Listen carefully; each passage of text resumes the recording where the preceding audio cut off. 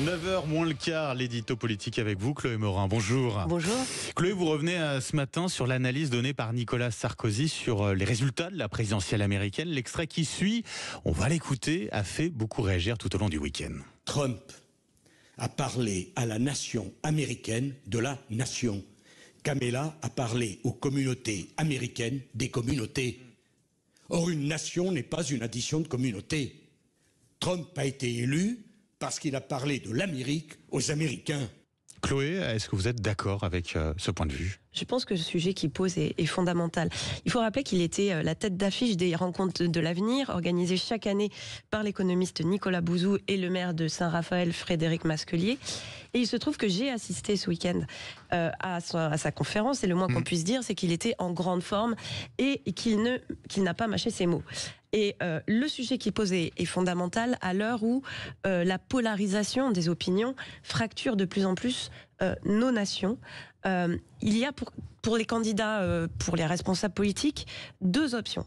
La première, c'est la pente de la facilité.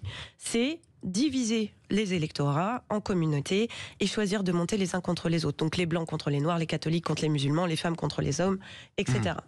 Et la deuxième voie, qui est plus exigeante, mais qui est aussi de moins en moins empruntée par les responsables politiques, et c'est celle qu'indique Nicolas Sarkozy d'ailleurs, c'est le fait de tenter de réconcilier les citoyens plutôt que de les diviser en communautés. Et c'est cette voie-là qu'il recommande d'emprunter. Alors dans ce scrutin américain, ce que vous nous dites, Chloé, c'est qu'il ne faut pas y voir l'avenir de la France, c'est ça ?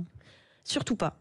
C'est vrai qu'on a vu beaucoup de commentateurs et d'analystes nous dire que la victoire de Trump ouvrait la porte à la victoire de Marine Le Pen en 2027. Je ne pense pas que les choses soient automatiques de cette manière-là, pour plusieurs raisons, mais prioritairement, c'est que leurs stratégies sont très différentes. Trump provoque, il hystérise, il insulte, il promet n'importe quoi, alors que Marine Le Pen n'a de cesse de tenter de rassurer, de institutionnaliser et de gommer dans son programme tout ce qui peut paraître un peu farfelu. Alors vous relevez cependant deux points communs entre les États-Unis et la France.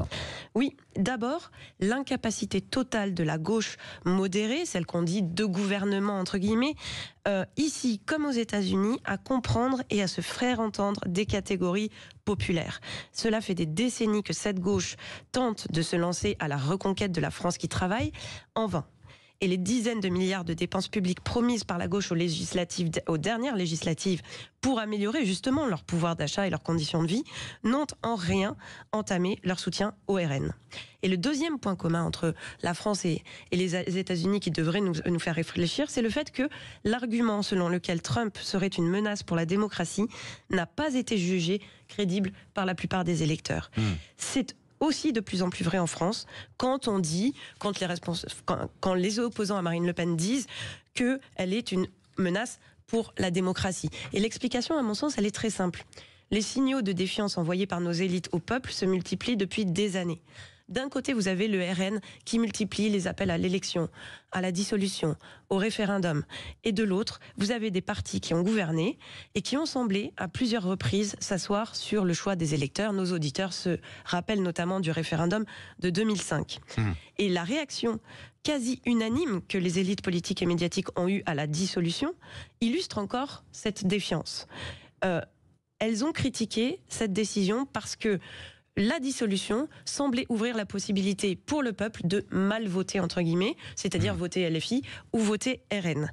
Et donc, à mon sens, c'est un énième signal de défiance envoyé aux électeurs qui laissera des traces parce que les citoyens ont la mémoire longue.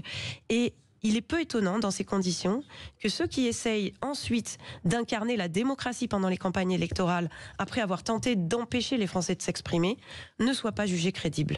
Et donc il va leur falloir renouveler leurs attaques contre le RN d'ici 2027. Et oui, l'enjeu qui se joue véritablement là-dessus, et puis avec à l'horizon cette élection présidentielle de 2027. Merci beaucoup Chloé Morin, on vous retrouve tout à l'heure après 9h pour les débats avec Éric Revel. Dites-le franchement, d'ici là, là, dans un instant, les auditeurs ont la parole. Vous prenez la parole, 0826 300 300, si vous voulez réagir justement à ce que disait Chloé Morin à propos de ce qu'a dit Nicolas Sarkozy vis-à-vis des résultats de cette élection présidentielle américaine. Et puis, Nicolas Sarkozy a dit également autre chose. Il a dit que la France n'avait pas les moyens d'avoir 1 million d'enseignants. Ça vous fait réagir là aussi, 0826 300 300. Je vous accueille juste après ça.